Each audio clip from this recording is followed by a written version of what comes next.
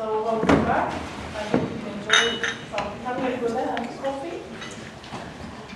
Very much welcome to Tobias Billström, Minister of Migration Policy here in Sweden. You represent the Moderate Party, one of 4 parties in the alliance to run this country since 2006. We should also say that the Moderate Party is a center-right, conservative, liberal party, and the biggest party in the government. And you're also here from Malmö. So welcome to your home city, even though I know you spend a lot of time in Stockholm. So the floor is yours. Thank you very much, Sophia. Very nice to be here. And yes, it's true that Malmö is my hometown, the town you saw me being born and bred. And it's very nice also to be here. Ladies and gentlemen, allow me to start by thanking you for inviting me here for this opportunity to talk to and to discuss with such a distinguished audience. And I know that you have heard some interesting presentations before during the day by Lucy, Timo, Tuva, and Cecilia. I regret very much that I couldn't attend, but we have had a cabinet meeting in Stockholm today, and after that I had a long string of meetings before I could finally catch the plane to come down here.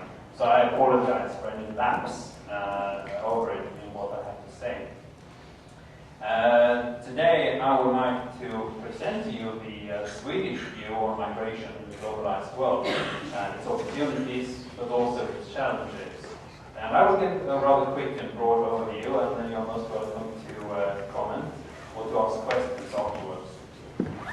The global world is definitely a world of mobility, and such a statement is perhaps the best way to start to describe the increasingly interconnected planet on which we live. We are all subject to the flows of information, services and goods, as well as human beings. And the present economic situation very clearly shows how dependent that we have become on each other.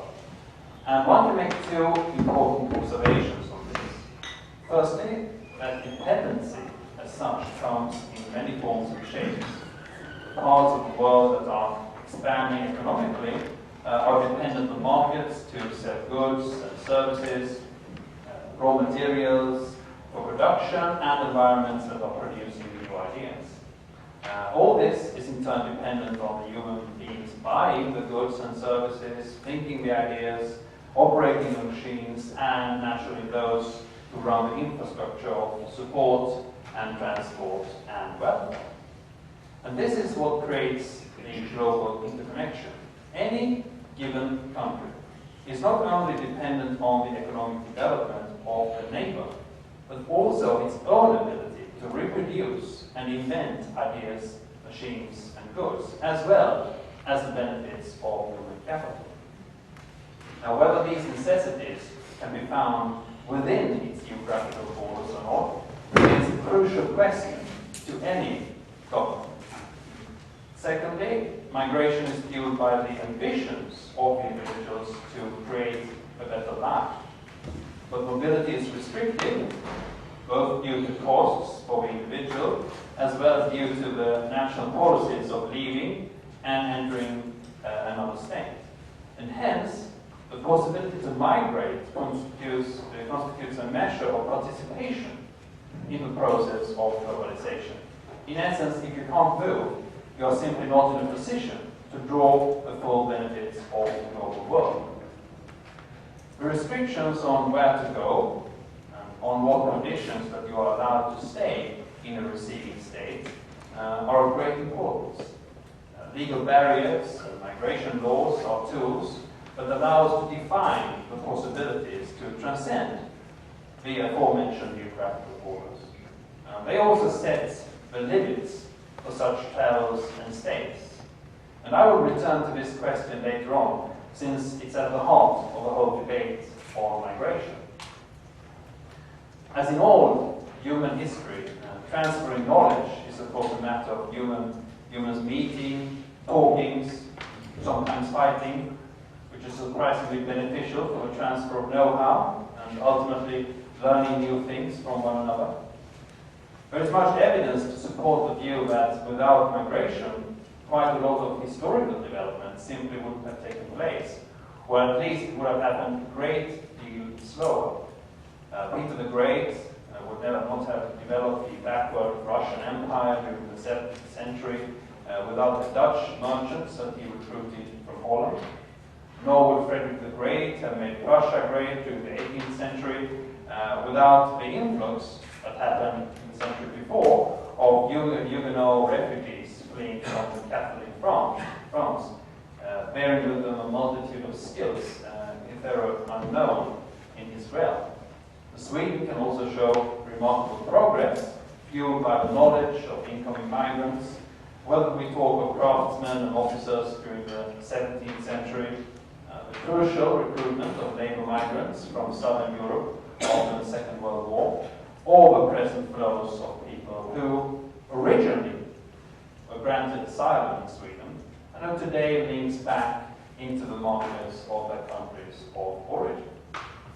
Moreover, while it is well known that a quarter of the Swedish population migrated to the US during the 19th century, very few in Sweden speaks or writes about the fact that 1/3 of those who left returned back home. And I have always wondered why. Could be, of course, that the return was and is interpreted as a token of failure, because obviously not all were successful over that. Common conception has it that those who made the journey always stayed on and became rich and or famous. In reality, I think that Sweden would probably have been a much poorer country without those who returned with knowledge and money. A good deal of Swedish small and medium-sized enterprises has their origins in the Swedish migrants who made the Atlantic journey in the period of 1850 to 1930. So, even if the actors today on the global stage of migration are different than at the turn of the century, much else remains the same.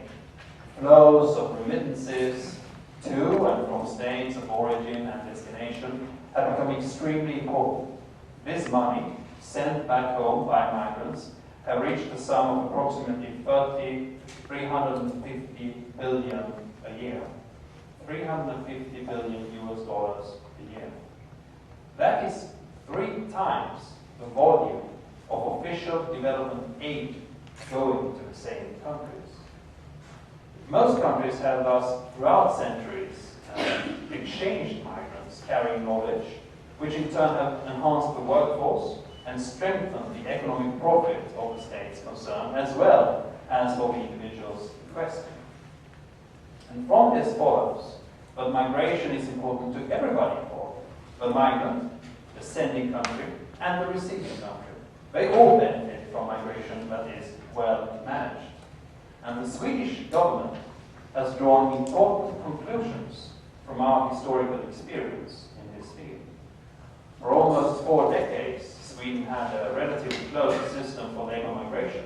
The vast majority of all labor immigrants came from the Nordic countries and later from other European Union countries due to the free movement of workers.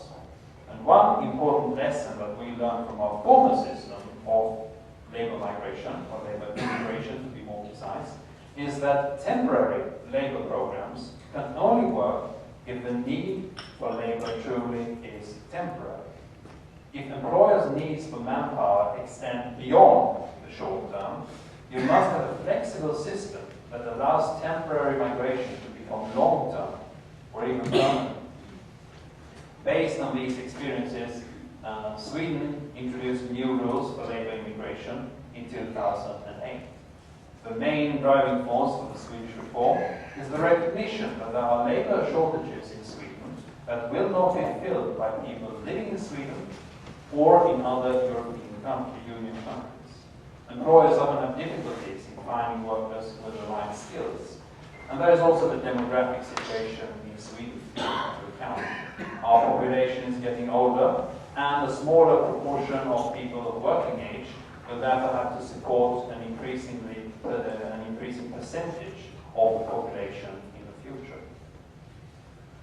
The labour migration reform is one of the most significant reforms of Swedish migration policy in several decades. And we now have one of the most flexible and efficient systems for labour migration in the world. A system which makes it easier for Swedish companies to recruit labour from countries outside of the European Union. Our new system is entirely demand-driven. It welcomes labour migrants of all skill levels. By saying that our system is demand-driven or employer-led, I mean that it is now the Swedish employers themselves and not the Swedish Public Employment Agency, as was the case previously, that decides whether a company has a need to recruit someone from outside Sweden or the EU to fill a particular vacancy. Migrants that are admitted to Sweden have access to equivalent rights to those granted to Swedish citizens, and they may bring their family members with them from day one. We also have created a clear path from temporary to permanent residency. A relatively small country like Sweden needs to stay competitive in the global and European competition for labour. Sweden is not a particularly well-known country, and the Swedish language is only spoken by around 9 million people.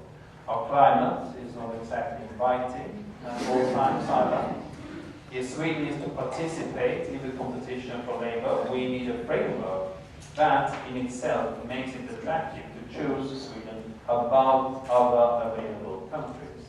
And one way of doing this is to offer a simple and transparent labour migration system for third-country nationals whose skills are sought for on the labour market.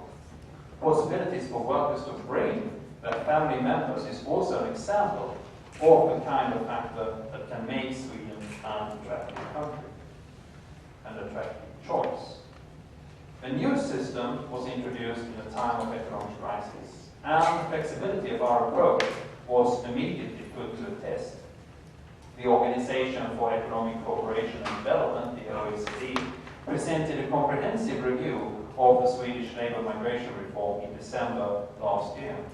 And we broke new ground with this reform, and it's very satisfying that the OECD confirms that it works well. In OECD's view, it appears to be the most open and liberal among the OECD countries by being demand-driven, not requiring specific qualifications, not setting up point systems or quotas for the numbers of permits that can be granted. And the OECD reports that despite the open nature of the Swedish system, there has not been a massive inflow of labour migrants to Sweden. Labour migration flows have increased somewhat over the past years, but in relatively small numbers. It remains small relative to total employment increase. However, for a handful of key occupations, such as computing professionals, labour migration provides a significant contribution to employment and thus contributing to the overall growth of the Swedish economy. The reform has also opened up recruitment opportunities for firms and occupations which did not recruit labour migrants previously. According to the OECD, there are no indications that the Swedish labour migration system has resulted in lower wages for resident workers. Instead, the report shows that the wages in general are higher in companies that recruit labour migrants than in comparable companies that do not recruit labour migrants. This is highly interesting. So, ladies and gentlemen, when we discuss mobility, it's equally important that we recognize that the patterns of migration are changing, not as a consequence of globalization. The old paradigm of migration for permanent settlement is increasingly giving way to more temporary and circular migration as a delivery strategy for many migrants. With circular migration, I mean mobility between countries of origin and destination. And in my view, circular migration could be seen as a natural pattern of mobility that has a true potential to benefit countries of destination, to promote development in migrants' countries of origin, and to benefit the migrants themselves. In countries of destination, migrants can contribute to filling labour market shortages and help boost economic output. They also contribute to making the host economy and society more dynamic, as history has shown us. And when migrants return, either on a temporary or more permanent basis, they transfer new skills and knowledge, which can contribute to the vitalization of their country's economy and social capital. In this way, brain circulation can help to counteract brain drain. And of course, as already been mentioned, the remittances that migrants send home to their families can boost consumption and can be invested in development-related endeavors such as micro-enterprises. Migrants' remittances can also benefit a wider circle and create multiplier effects when they stimulate the local demand that are used to create new jobs. And these are the kinds of effects that we want to facilitate when we talk about promoting circular migration. Therefore, while it is important to look at how circular migration programs can be managed in an effective way, it is equally important to focus on how to avoid unnecessary barriers to spontaneous circularity, barriers which may go against the natural inclination of many migrants to move back and forth between their countries of origin and destination. The facilitation of mobility itself cannot guarantee positive development outcomes. However, whether or not the circular migration can promote development depends to a great extent on the empowerment of the migrants and the existing of opportunities and well-functioning institutions in the countries of origin. And that is why it is crucial that we develop a coherent approach that takes into account how other policy areas affect and are affected by migration policy. For instance, it is crucial that our development and aid policies acknowledge the development potential of migration and seek to create conditions in countries of origin that are favorable to investment and growth. And this is one of the reasons why I, in 2009, appointed a parliamentary committee on circular migration and development. The committee delivered its final report to me last year, and the report contains proposals both for legislative changes and other recommendations aimed at facilitating increased back and forth mobility between Sweden and migrants' countries of origin. It also contains proposals regarding the diaspora's role as agents of development. As suggested in the beginning of my presentation, migrants contribute to development by bringing new skills and ideas to their countries of origin. And in this regard, members of the diaspora, as well as circular migrants, can, for instance, promote democracy and gender equality, two important aspects of Swedish development cooperation in their countries of origin. And the recommendations and the proposals of the committee are currently being reviewed. The links between migration and development is a prioritized policy area of the Swedish government. Sweden will take over the presidency of the Global Forum on Migration and Development in January 2013. This forum is a unique platform for informal and non-binding dialogue on migration and development between states. And our presidency means, among other things, that Sweden will chair the Global Forum during the UN High-Level Dialogue on Migration and Development in September 2013. And it is my ambition that we will use both of these opportunities to put the development aspects of migration as well as mainstreaming migration into the broader policy context at the forefront of the discussion. And we hope to make progress both at the national level as well as the European and the global levels. So let me conclude by stating the obvious, that migration today is a subject that stirs up debate all around the globe. No other political subject is more sensitive or more misinterpreted in the public debate. Few other things have more disruptive abilities than questions concerning the movement of people.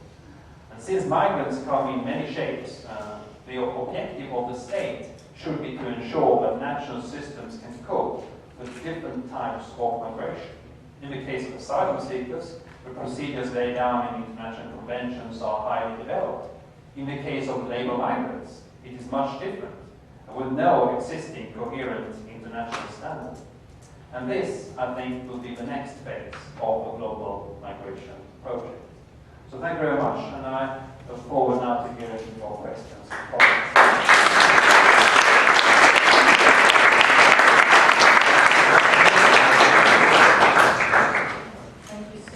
Now you have told us why you have opened up the Swedish borders, especially to labour migration.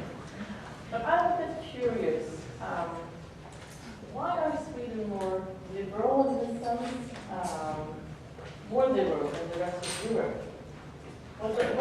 What do your colleagues say when you meet in Brussels and elsewhere? You mean specifically when it comes to the subject of labour migration, I think? Yes. Well, I think it's necessary to understand that all countries in the European Union have different historical experiences from migration. Because different countries have, in some cases, a colonial past, a past where you have seen a great influx of refugees during the Second World War, or even before that, during the First World War. And all these historical experiences have shaped their ideas on how migration works. In the case of Sweden, we have two, I would say, or maybe three defining moments, plural, which has helped us change our context of this. And one is, of course, the fact that we stayed out of 2 world wars, but saw people arrive as refugees. And we have built our notion on how to treat this subject on that historical experience. We have always promoted the idea that we should help people, and this is a good platform for any migration. Second is that we don't have a colonial past. I say this with some, being I've read a lot of history, and yes, we did have colonies during the 17th century, so don't hold that against me. But we are not France, and we're definitely not the UK. So the colonial experience in Sweden is minimal. It hasn't had that sort of impact that it has in countries like France. This is also one of the aspects we have to take into account when we speak about this. And thirdly, and last, when I look at what happened in Sweden during the 50s and the 60s, the period after the Second World War, when Sweden was, greatly helped by the influx of people, both from Finland, who arrived as labour migrants, but also from Italy and former Yugoslavia.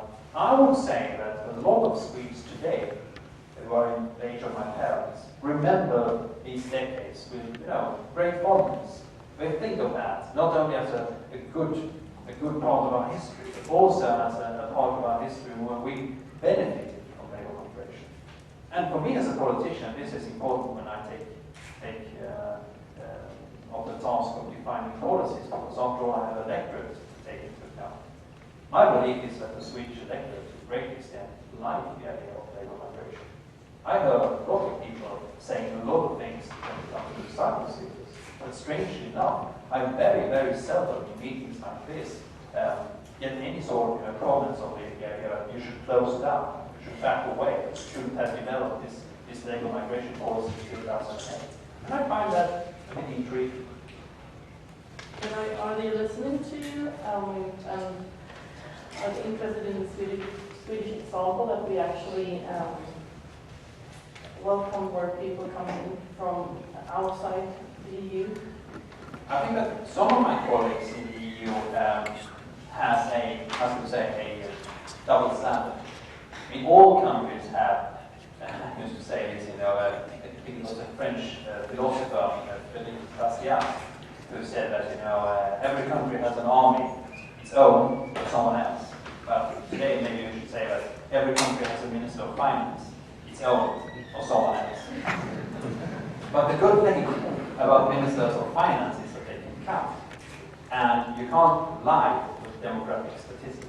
Everybody understands that all countries in the EU face a deterioration when it comes to our demography. Slowly in some cases, more rapidly in others. And this means that we will lose within quotation marks, a good deal of our productive, our capacity of production if we don't do something about it. And we can attack this on many, we have to attack it on many different levels. I foresee that we will have a great debate about enlarging the time that we work. We already have had it in Sweden. I've touched upon the subject. We need to speak about the age when we move into retirement. We need to speak about the length that we work every day. We need to speak about the time that it takes to bring a person through university. We will have a very interesting debate in the decades to come, up until 2050, when hopefully we will see some sort of improvement. 2025 is also a defining moment, but 2050 is in my mind more important. And although it lies a great way off, this needs to be thought of because demography changes very, very, very, very slowly. And anything that you start doing today might have an impact further on. So, my colleagues are well aware of this. But they face a dilemma. On one hand, they know that they need to have labour migrants. And, some of them, when we speak about it, will of course admit that this is the case. But on the other hand, they have problems, which are full of people who do not necessarily believe neither in labour migration, or sometimes also see that it is, politically more beneficial to say that no, we should protect our own interests. It's better to sort of promote and protect our own labour market from the influx of the outside. Sometimes this is, of course, a complete misinterpretation of how things work. Migrants very seldom take jobs. That happens only under very specific circumstances. I can pinpoint them because I've only got about 2 or 3 instances in modern history where this has actually happened. But normally, migrants take up works which the indigenous or the domestic population wouldn't like to have anyway. This is the way it works. So, the answer is, yes, they know about this. They might not applaud any time I talk about people migration, but I think that in secret they look very closely to the Swedish system, how it works, and what it might hold for them in the future. Now we have talked quite a bit about labor migration, but we also have refugees coming into this country and the whole EU. And we have a pretty generous system here when it comes to refugees. And I would like you to comment, how should we balance between refugees coming in and labor coming in? Well, in my mind, and this is a question which I've often been asked, there is no conflict between, on one hand, operating an open labour migration policy, and on the other hand, operating, as we do in Sweden, a generous system when it comes to asylum seekers. Very simply, no conflict between them. A labour migrant who comes to Sweden is, by definition, a person who already had a job from day one, otherwise they wouldn't have come. So, they do not constitute any sort of economic burden on the system. You do not have to build an integration policy for a labour migrant as you need to do with an asylum seeker. Because you also have to take into account, which I tried to touch upon in my speech, that the labour migrant might not want to stay on. Might be here for a very, very short period, and at least it's a defined period of time. While an asylum seeker, you do not really know how the development is going to be in the country of origin and whether they actually want to return back. Another thing which I said that we very seldom speak about people who actually go back from Sweden. It's true not only with labour migrants, it's also true with the asylum seekers. How many of you in this room knows that approximately 20%, 1/5 of the people who came to Sweden during the 90s from the bordering states have actually gone back, remigrated to their countries of origin? Have you read any books about this? Have you read any stories about this? I haven't, and I'm quite busy reading a lot of material on migration. But I've never seen any doctoral thesis, any sort of document talking about this. Maybe because we don't really, sometimes we feel that this isn't right. Hey, Sweden is the best country on earth, why would anyone want to leave? The truth is that a lot of people actually want to go back, and apparently have done so, but we don't talk about it. So, I think that there is no conflict, and I think that we need to be much better when it comes to integration. I think we need to promote our ability to bring people to become self-sustainable from an economic point of view much, much earlier when they arrive as asylum seekers than what we do today. But there is no conflict. Thank you. I would like you to ask questions, but there are many. Let's begin with you. Could you please hand over the microphone as the woman in the back here? No. Okay. Could you just tell your name? You did right there. Yeah. Hello, my name is Gerrit Roots. I'm a member of the Federal Board of Youth Young Liberals in Germany. Dear Minister, I have two questions for you. The first one is, I know we've been talking mostly about how immigrants coming into the European Union. One question that's been bothering me is how about the migration within the European Union? We've heard today that we have the rural right to we can work anywhere as a citizen within the EU. Why do you think this isn't happening? Why can't we focus on getting people to migrate within the European Union? We have completely different levels of unemployment, and in theory there's a lot of potential there, but I don't really see this used. Why do you think this isn't being used, and is there really still that much potential? The second question is, you spoke about how Sweden has to become more attractive. From a German perspective, it seems that Sweden is more successful in being attractive to migrants. So where do you think, what is it that makes the system for employees more attractive than other parts of the European Union? Thank you. Well, I'll start with the first question. Once again, I don't really see the conflict, because if you look at our system, it's built on the, I think, right notion that it is the employer who knows best what sort of competence and skills is needed in the specific workplace, and not neither the unions or any other authority, not the public authorities either.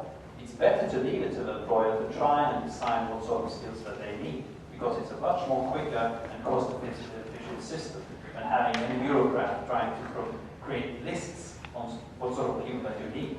If you look at the US system, for example, that is extremely highly bureaucratized system.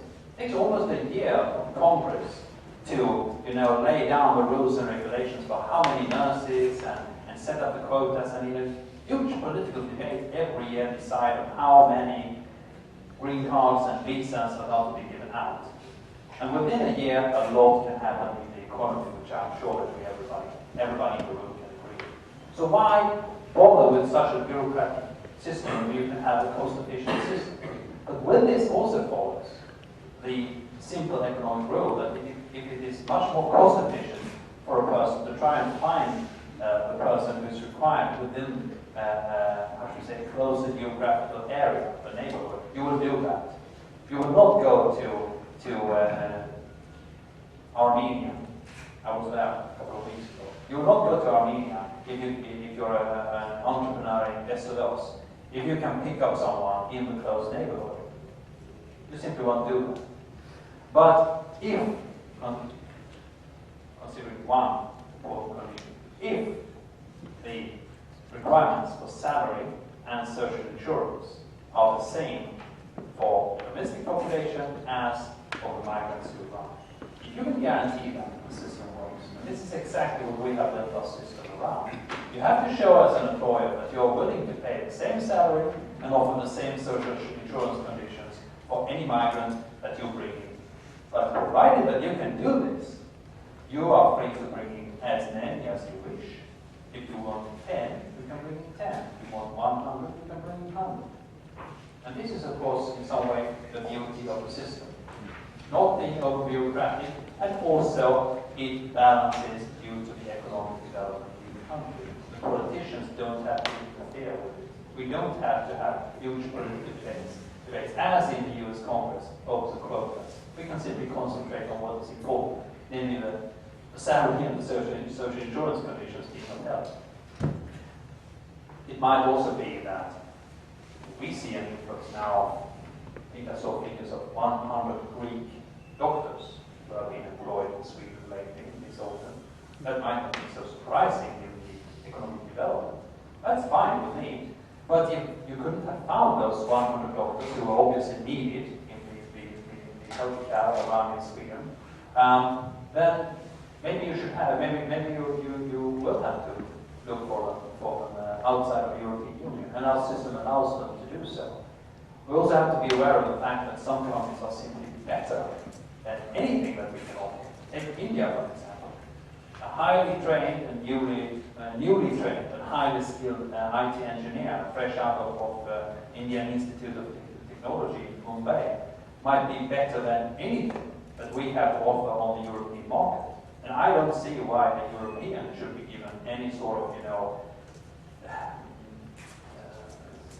fast-playing track or be given any sort of guarantee over any other person. It is simply, in my mind, the person who's best suited for the job who should get the job. And that is also the only way for Sweden to remain a competitive country in the future, by bringing in those who are the best and the brightest from around the world. The second question I didn't really get, actually. Were you talking about the need for Sweden to become more attractive for migrants, or what was the essence of the question? No, what do you think is the competitive advantage right now of the Swedish system that makes it so attractive? Exactly, and I think that I've answered that by saying that it's open, it's cost efficient for both the employer and the employee, and it means that you actually can reach out in a way to the migrants who are interested and show them that Sweden can offer a better migration system, a better way for people to come to our country over many other countries around the world which has much more bureaucratized systems for migration. So please,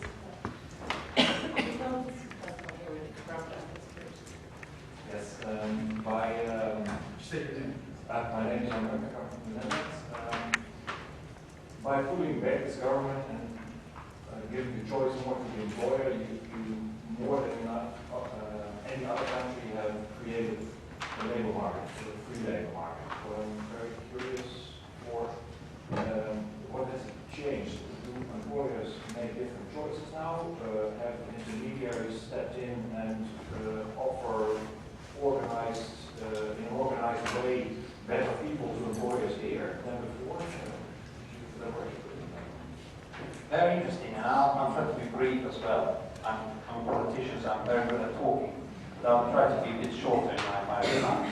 But this is a very important question. And yes, we can see a lot of intermediary companies who have gone in, simply recruitment firms or recruitment companies. And I visited quite a few of them here in the neighborhood, in Skåne, as well as up in the middle parts of Sweden.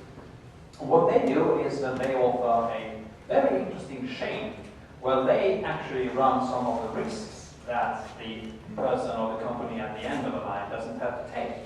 This is something to be thought of when we speak about integration, because it means, of asylum seekers that is in Sweden, it means that if you have a company who are interested in, let's say, electro engineers, that's highly sought after in Sweden right now. And you have a possibility of recruiting them from, let's say, Serbia, who has a surplus of engineers right now. Then the company sets up a chain where they look for customers here in Sweden who want the labor force. Then they make contact with the firm in Serbia who on the spot makes the validation, because they know the Serbian system, obviously. They take the person into their, embrace, make the run through and everything when it comes to the CVs, and then deliver the papers and everything to the firm in Sweden and hands it over to the last chain,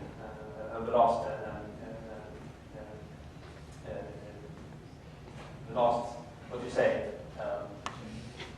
Yes, exactly, the last chain. I mean, the company who is actually willing to recruit them. Yes. Now, the interesting thing is that if they are not happy with the persons who are being brought to Sweden, the company who recruited them won't get paid. And in turn, the firm in Serbia won't get paid either. So everybody is in a balance with one another. And this is, I think, something important when we speak about integration here in Sweden, because what we often see is that employers are simply not willing to take the risk of hiring someone. Sometimes we put this down to our labor laws. Could be something to be said about that, we can talk about it. But ultimately, it's a question of risks and how we minimize it. And you can see this very clearly. And I think it's working very well at the moment. We will probably see even more recruitment firms, and we will maybe also see the public sector move into this, trying to recruit people from all around the world to our healthcare sector. I think that would be the next step. Excuse me,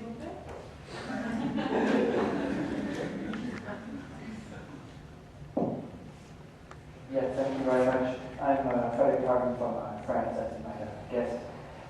First of all, I want to congratulate you and your government for the budget that was presented recently for 2013, because I read especially what concerning entrepreneurial and the fiscality is going to be diminished on businesses, allowing to create more wealth and growth and allowing new jobs to be created. You might actually see in that sense some French entrepreneurs joining you soon in Sweden on those issues. Also, if you have the occasion, please invite some members of our government to Sweden to inspire things a little more liberalism. That would be a great help. Since we are at the European conference, I have two short questions that concern more European matters and Sweden more specifically. But there's almost not 1 week in France where we don't talk about immigration from Bulgaria and Romania with drones that are expelled since many years now from France by Shark airplanes back to Romania. And those of you who are from Southern Europe, from Greece or from Spain or Italy, and we also have boat people landing on their shores. And I think these are two major European issues on which I wanted to have your opinion. Thank you very much. Merci beaucoup, monsieur. Je vous remercie pour votre question. I think I continue in English. But our Prime Minister actually was and visited the President of the Republic this Monday. I don't think that he was very successful in trying to bring Monsieur to copy the Swedish concepts, but who knows. Anyway, your questions are important, though maybe not directly related to labor migration. I think that we can see how we need to take up a new way of handling both candidate states, associated states, and states who wish to have visa liberalization agreements with the European Union. We simply have to think about the way that they act in the field of minority rights before we either give them visa liberalization, make them associated members, or bring them on as candidate states. In my mind, this has been a failure of the European Union. We can see very clearly in 2009 when the European Union opened up its doors to Serbia in the field of visa liberalization. But that was very good for a great part of the Serbian population, who were able to go to the European Union, see how things worked, and I've mentioned them before in the field of labor migration, all very fine. But at the same time, it also produced a very heavy influx of asylum seekers to countries like Sweden, Germany, Luxembourg, Belgium. And if we have visa liberalization with the country, that's not supposed to happen, because otherwise, if that is the case, that those countries actually send asylum seekers, they shouldn't be given visa liberalization, then we have to find another concept. And this put a very, very heavy burden on our asylum system. In the autumn of 2010, the first year after the visa liberalization, we had an influx of approximately 6,500 people who arrived in Sweden as asylum seekers from Serbia. And they did so not because they were real asylum seekers, because human smugglers had made agreements and made them basically customers of their services. Between 0 to 1% of those people who arrived were given asylum status. That gives you something about an idea of what this actually produced. And I think that we have to think about this very carefully. I'm all in favor of trying to promote mobility. It has to be done in a well-managed way.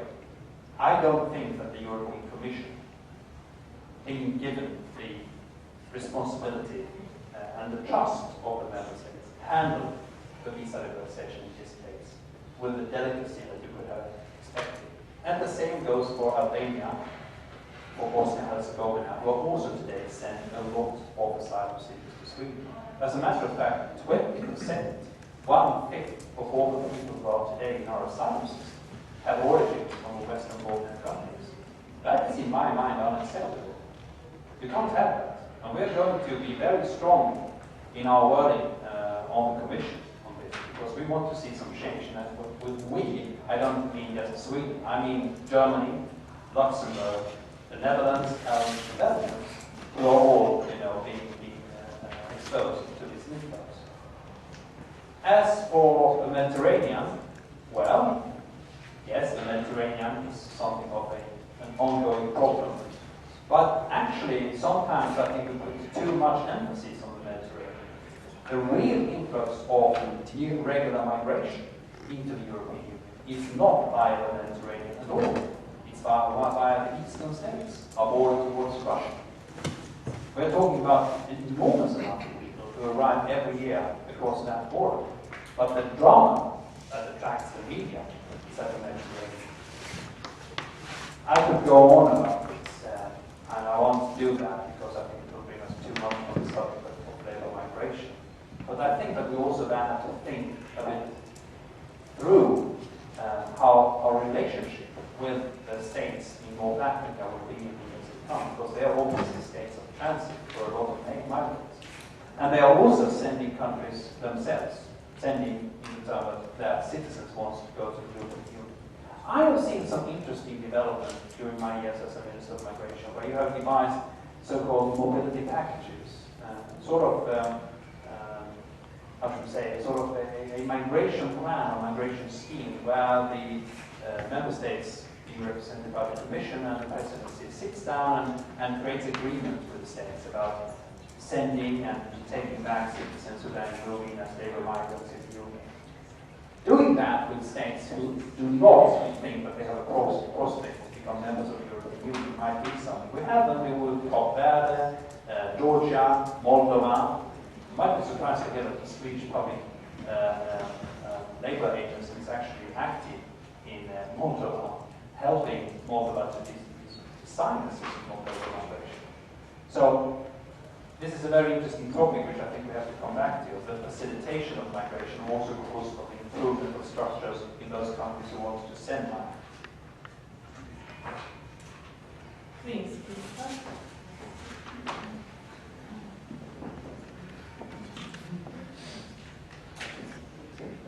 The President of the European Liberal Forum, and I would like to thank you very much for your presentation of the most liberal labour migration rules in the EU. But my question would tackle your presentation just at the end. Now, in the European Union, we do have perhaps the most successful EU concerning internal migration regime or the system. We can discuss if people use on the streets their right to freedom of movement, but in my view, it is one of the most successful systems in the world. Since Sweden is going to preside the Global Forum on Migration and Development, and you find it out very well how migration policy is interconnected with foreign policy, with development aid, and so on and so on.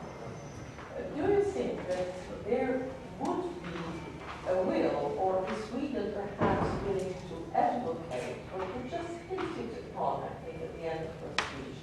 Since we have refugee international system of regime, with the convention, and with an institution which is guardian of this convention, the UNHCR, but we do not have something comparable concerning labor migration. There are some fragments like ILO conventions and so on, and something.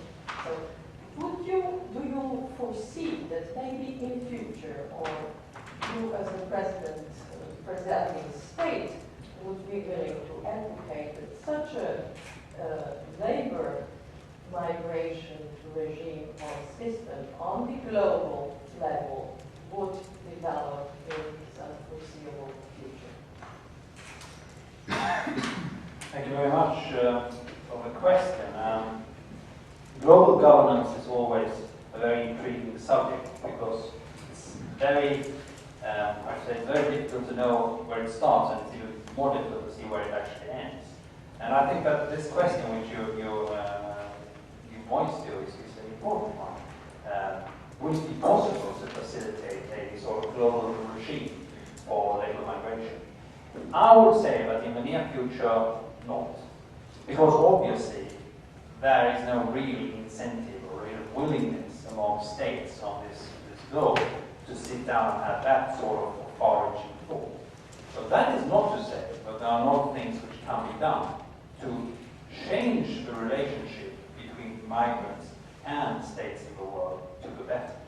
And the Global Forum of Migration and Development has the great advantage of being within the UN family but outside of the UN system, since it's a state-led process. It's the states who own the Global Forum, not the General Secretary of the UN and not the EU or any other organization. And that means that the Global Forum has actually been able to present some very, very interesting results. If you can bring a country like the Philippines and countries like the United Arab Emirates, who have a lot of Philippine migrants, to sit down at the table and actually start talking about migrants' rights when it comes to passports, when it comes to healthcare, when it comes to even being treated as human beings. You have made a great change to the lives of those people. And I think the Global Forum has shown very clearly that this is the way you have to close in on the subject. And of course, in the long run, we have seen that every 1,000-mile journey has to start by one step. The World Trade Organization once started as just a talk between heads of governments and states, but then leading to one round table talk after another one, ending with the actual creation of the World Trade Organization, which has done so much in order to promote the rights of consumers to get,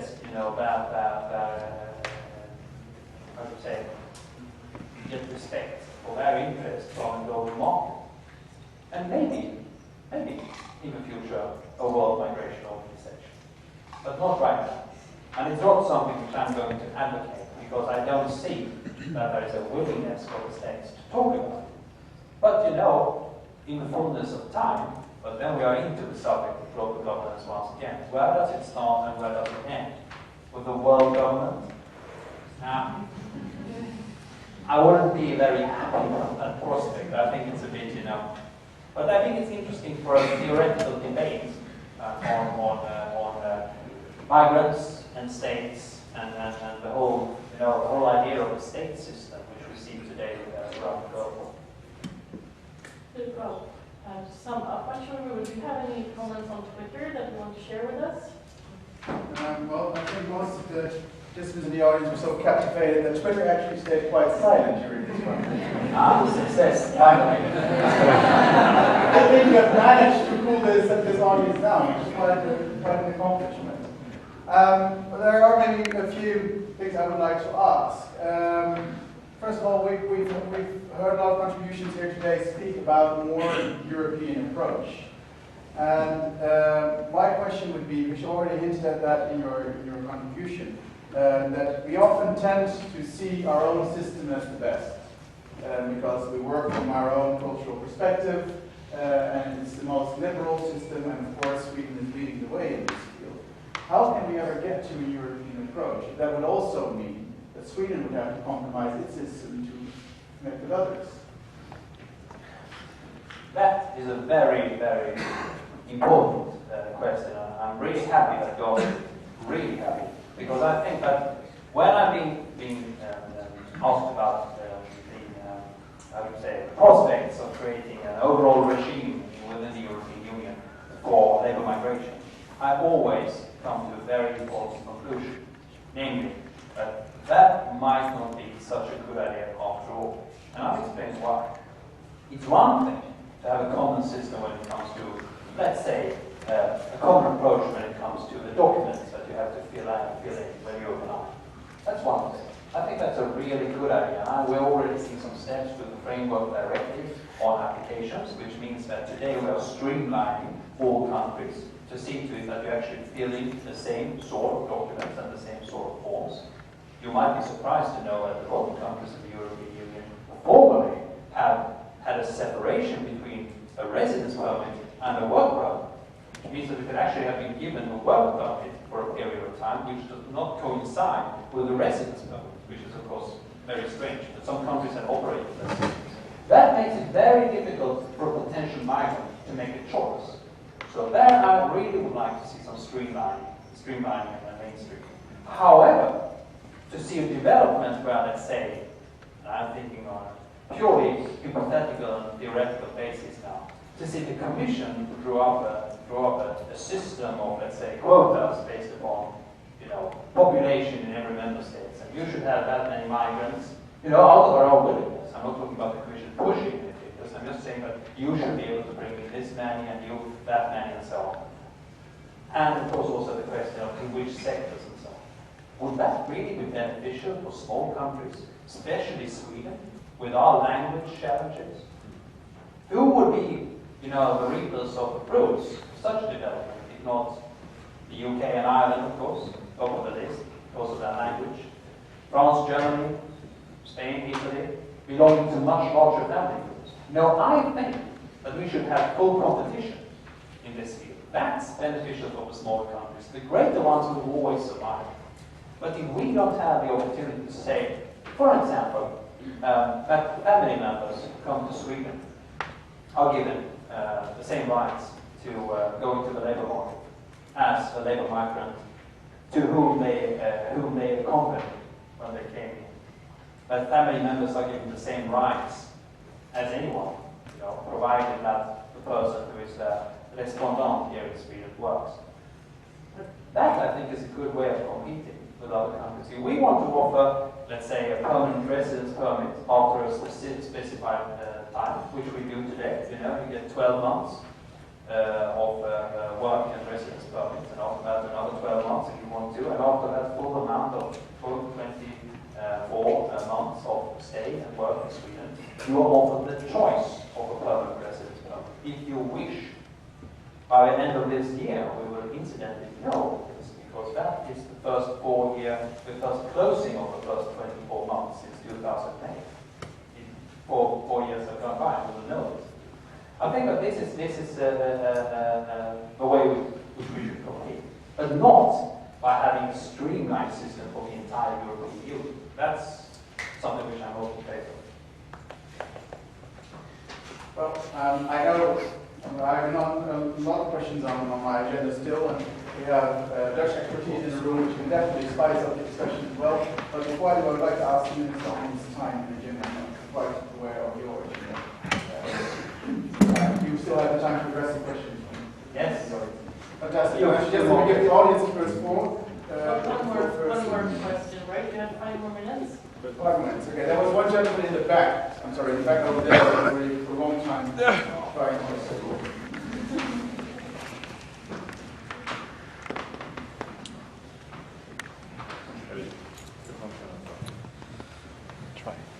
Okay. Hi, my name is Jacob Deckler. I'm representing the Social Sciences Student Union at the university.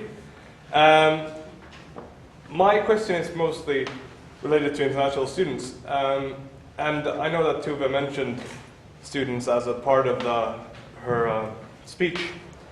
But why isn't international students that study in Sweden viewed as a potential future labor migration?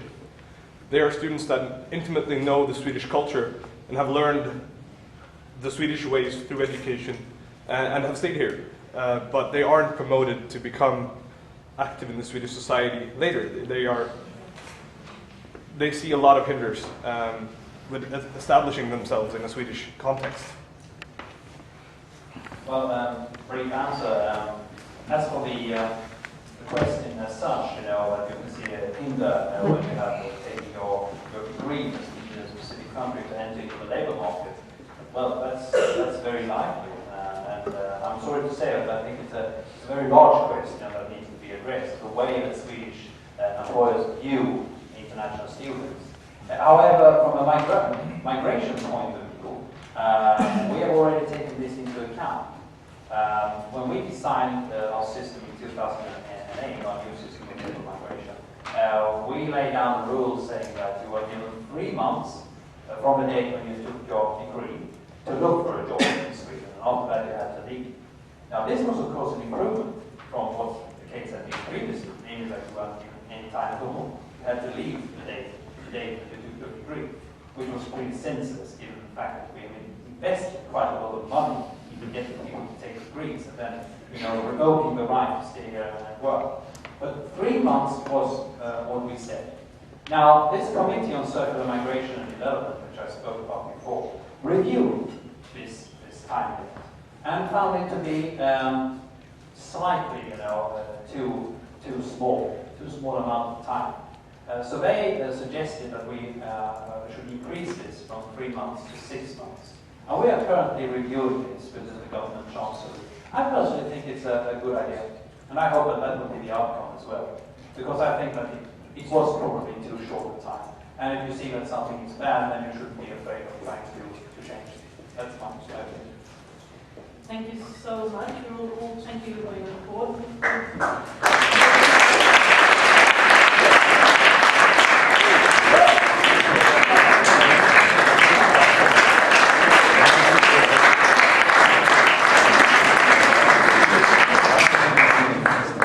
It's actually happened to me on one occasion when I was about to be elected candidate for a member of parliament. But I actually managed to do the same thing again and also avoid to slip down there. So I take it as a good sign. Thank you so much. And you're all welcome for dinner later on down here where we have lunch. Is it 6:30?